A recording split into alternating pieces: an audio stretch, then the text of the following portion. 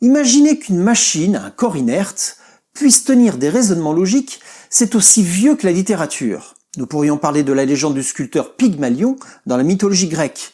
Celui-ci serait tombé amoureux de sa création, une femme, sculptée de ses mains, mais dont la déesse Aphrodite aurait donné la vie.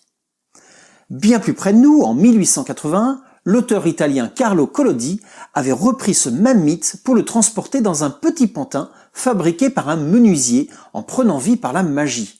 Il s'agit du conte Pinocchio que Walt Disney a adapté au cinéma en 1940.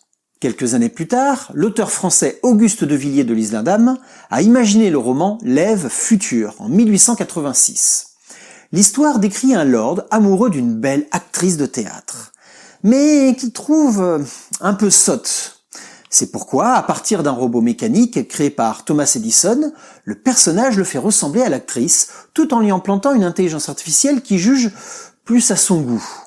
Le théâtre a repris le concept en 1920 avec la pièce RER, Rossum's Universal Robots, du tchèque Karel Čapek. On y découvre pour la première fois le terme de robot, prenant le pas sur le terme automaton, utilisé jusque-là. Dans un futur dystopique, des machines humanoïdes, les robots, mais sans aucune intelligence, fabriquent des objets dans une usine. Afin d'améliorer la cadence et la qualité du travail, le propriétaire de l'usine donne à ses robots une certaine autonomie de réflexion. Comprenant alors leurs conditions d'esclaves, les robots se révoltent et veulent anéantir l'humanité.